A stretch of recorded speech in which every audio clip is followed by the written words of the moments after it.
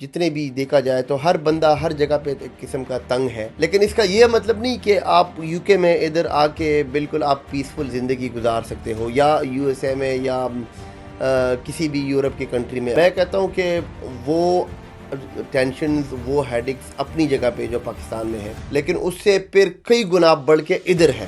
تو ہمارے پشتوں میں ایک کہاوت ہے کہ کان جیتنے گیا تھا اور اپنا سر قلم کر کے آ گیا۔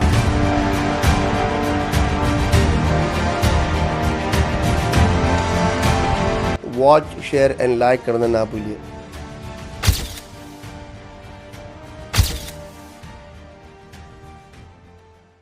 یورپ میں رہنا، بچے پالنا، بچے پیدا کرنا، بچوں کی پرورش کرنا، پیسہ کمانا، کاروبار بنانا، پڑھائی کرنا، یہ ساری باتیں اپنی حد تک ٹھیک ہے، بالکل ہم مانتے ہیں، بالکل یورپ ہے، بالکل سیف جگہ ہے۔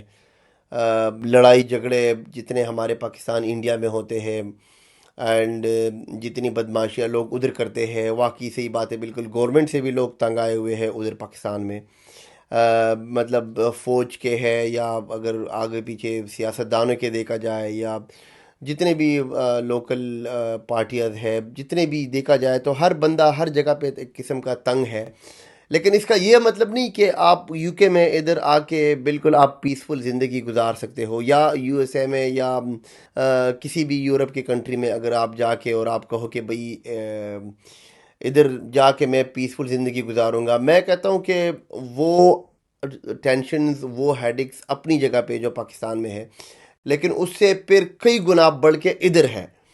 تو ہمارے پشتوں میں ایک کہاوت ہے کہ کان جیتنے گیا تھا اور اپنا سر قلم کر کے آ گیا ہوں۔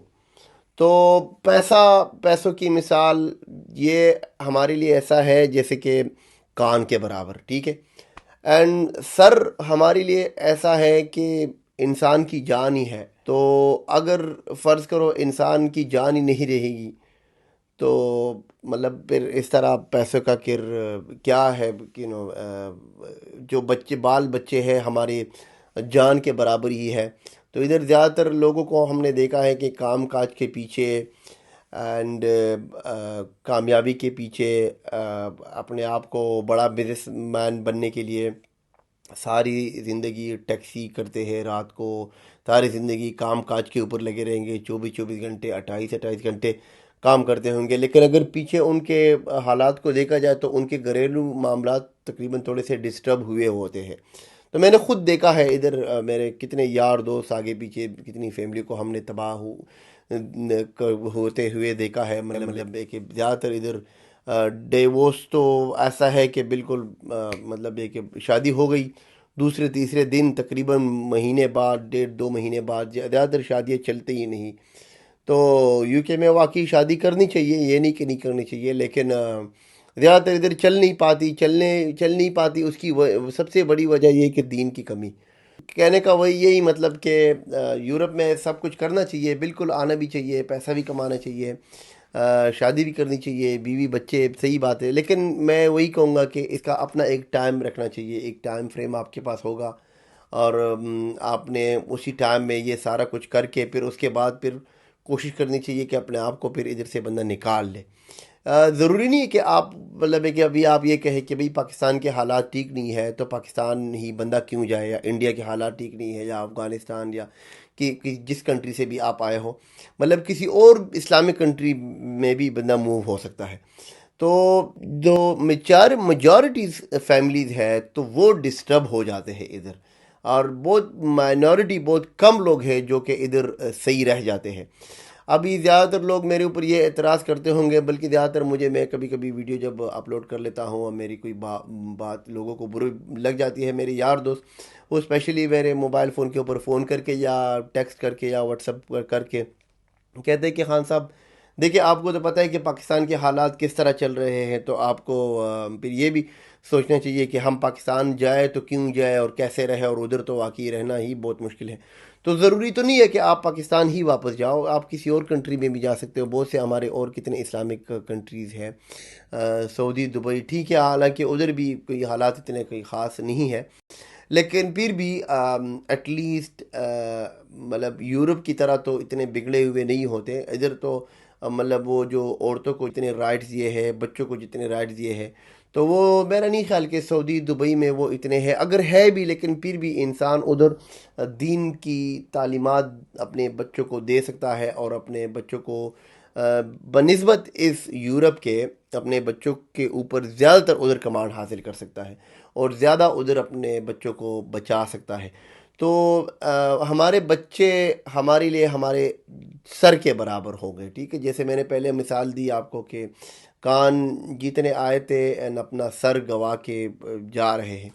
تو جو بیوی بچے ہوتے ہیں انسان کے، یہ انسان کے اپنے ایک جس طرح سر تن سے قلم ہوتا ہے، تو یہ سر کے برابر ہوتے ہیں. تو بیوی بچوں کا ہمیں خیال رکھنا چاہیے، اینڈ کوشش کرنا چاہیے کہ اپنا ایک ٹائم فریم ہو، اس ٹائم فریم تک جتنا پیسہ بھی، جتنی بھی ہماری ٹارگٹ ہے، وہ ٹارگٹ بنا کے اس کے بعد پھر کوشش کرنی چاہیے کہ نکلنا چاہیے. اور اگر نہیں نکل سکتے تو پھر کوشش کرنی چاہیے کہ اپنے بیوی بچوں کو دینی تعلیم دی جائے.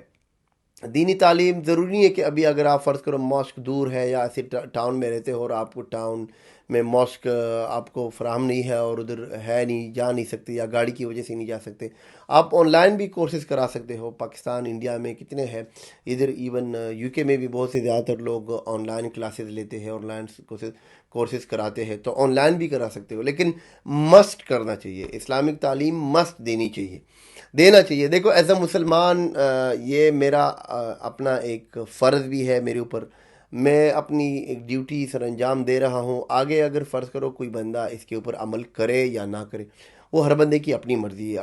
ہم اپنی طرف سے ایک کیا کہتے ہیں کہ ذمہ داری اپنا رہے ہیں، اور اپنی ایک ذمہ داری سے اپنا کام پیش کر رہے ہیں. آگے ہر بندے کی اپنی مرضی ہے بھائی، کوئی بندہ کرے کوئی بندہ نہ کرے. یہ دنیا ایک سٹیج ہے، جیسے کہ شیکسپیئر نے کہا تھا کہ یہ دنیا ایک سٹیج ہے، ہر بندے نے ادھر آ کے اپنا کردار ادا کر دینا ہے. ہم اپنا کردار ادا کر رہے ہیں. آگے آپ نے خود عمل کرنا ہے اس کے اوپر، کہ اگر آپ کو فرض کرو اس میں سے کوئی بات اچھی لگی تو آپ اس کے اوپر عمل کرو، اگر نہیں لگی تو اللہ خیر سے ہی. اللہ 50-60 سال کی زندگی ہے، زندگی ویسے بھی گزر رہی ہے. صبح ہو گیا، شام ہو گئی، یوں زندگی تمام ہو گئی. امید ہے ویڈیو پسند آ گئی ہوگی. والسلام.